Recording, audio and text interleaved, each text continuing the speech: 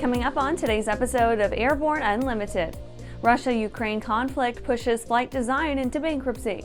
Almost supersonic XB-1 completes 9th flight test. Man charged for flying drone over U.S. rocket launch base.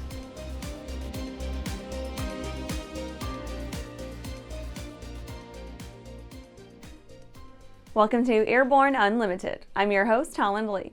Let's get into today's stories. Russia-Ukraine conflict pushes flight design into bankruptcy.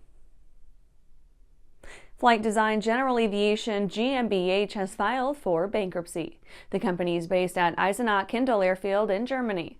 This development follows a string of financial troubles in the aviation industry, including bankruptcies from Hoffmann Propeller, Lilium, Sonaca, and Icon earlier in the year.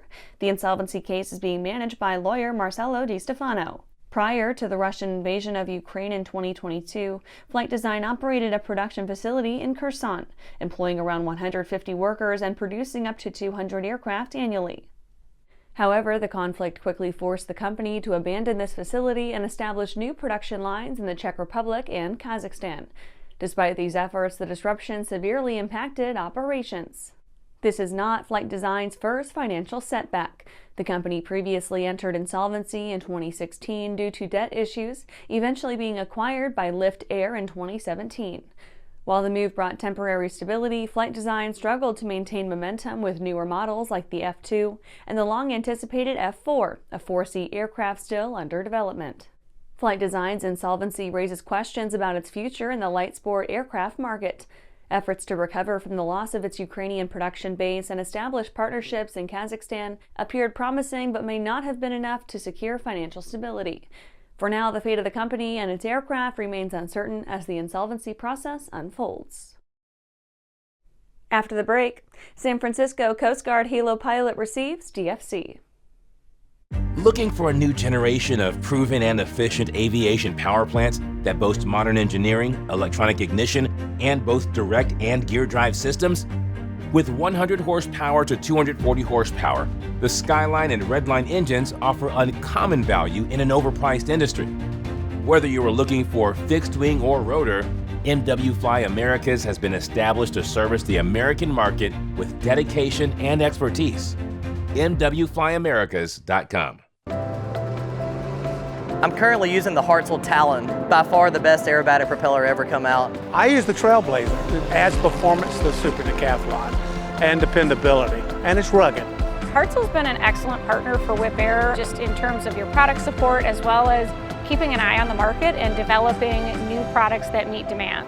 It's helping us all have better performing airplanes. It's such a proud honor to fly behind that propeller. Welcome back. Now let's take a trip around the patch for some shorter stories. San Francisco Coast Guard Helo pilot receives DFC. Lieutenant Commander Jacob Conrad, a San Francisco-based U.S. Coast Guard helicopter pilot, was presented a Distinguished Flying Cross by Rear Admiral Joseph Bozzella, Commander, USCG District 11, who presided over the ceremony held on December 12th at the Coast Guard Air Station, San Francisco. Conrad was recognized for his heroism as aircraft commander while flying the helicopter during a rescue mission in Yolo County, California on December 29, 2023. Enstrom and Japan celebrate operational milestone. Enstrom Helicopter Corporation President Todd Tetzlaff and VP of Product Support Doug Smith traveled to Japan to celebrate with the Japan Ground Self-Defense Force on its fleet of TH-480B helicopters achieving 100,000 flight hours. The milestone was commemorated in a special ceremony in Utsunomiya, where Tetzlaff delivered a speech to celebrate the achievement and highlight Enstrom's long partnership with the JGDSF. The JGDSF have a fleet of 30 TH-480Bs, the largest Enstrom customer of turbine helicopters. IATA analysis dubs alternative fuel growth as disappointingly slow.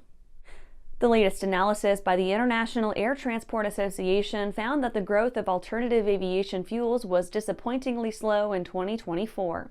It referenced several major sustainable aviation fuel producers pushing production back to 2025.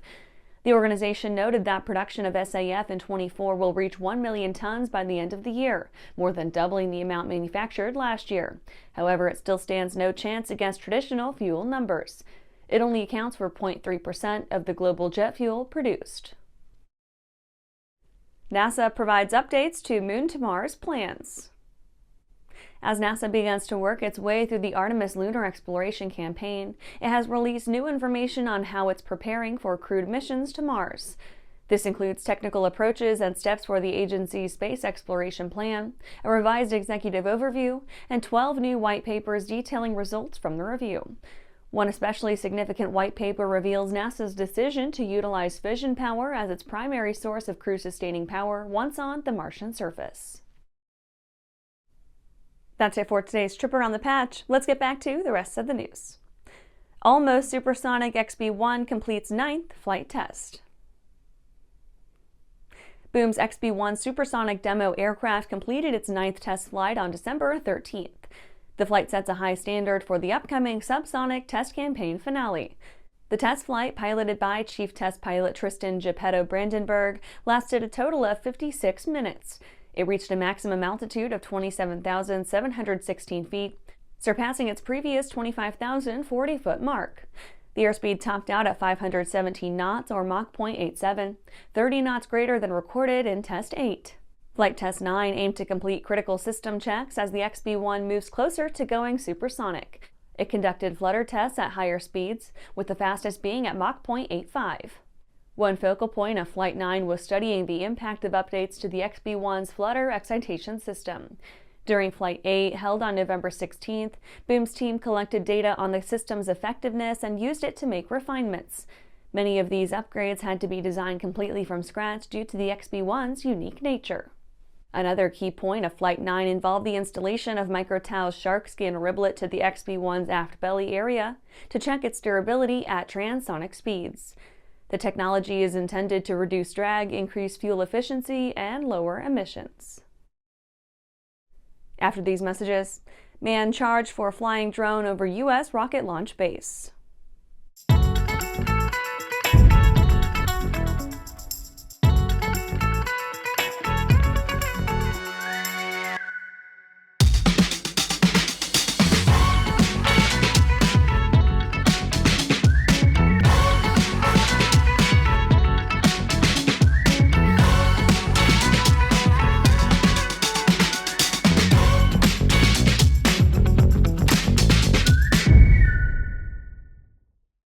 First of a new generation of the M-Class family. The M700 Fury. An aircraft worthy of the name, an indomitable force. The M700 Fury transcends traditional limits with more power, blistering performance, a finely appointed interior, and the luxury of what matters most. Time. Experience the Fury. Join the legacy. Welcome back. Man charged for flying drone over U.S. rocket launch base. A Chinese citizen, 39-year-old Yinpiao Zhou, was arrested and charged after flying a drone over Vandenberg Space Force Base and using it to take aerial photos. A month prior, he allegedly made a Google search for Vandenberg Space Force Base drone rules. On December 9th, officers arrested Zhou while he was attempting to board a flight to China out of San Francisco International Airport. He made his first court appearance a day later and was charged with the failure to register an aircraft not providing transportation and the violation of national defense airspace. Zhou is now being held in federal custody. He did not enter a plea, and his arraignment is slated to occur in the next few weeks. If convicted, Zhou could receive up to 4 years in federal prison. An affidavit from the case shows that drone detection systems at Vandenberg Space Force Base picked up a signal on November 30th. The systems followed the drone around the grounds for almost an hour, tracking it to an altitude of nearly 1 mile above sea level and back to landing in Ocean Park. Security personnel then went to the park, located Zhou and a man he was with, and found the drone in question was hidden in Zhou's jacket. And that's our show for today. You can catch episodes of Airborne on YouTube, Roku, or Fire TV. Just search for Aero-News or Airborne. And don't forget to follow us on social media. Thanks for watching.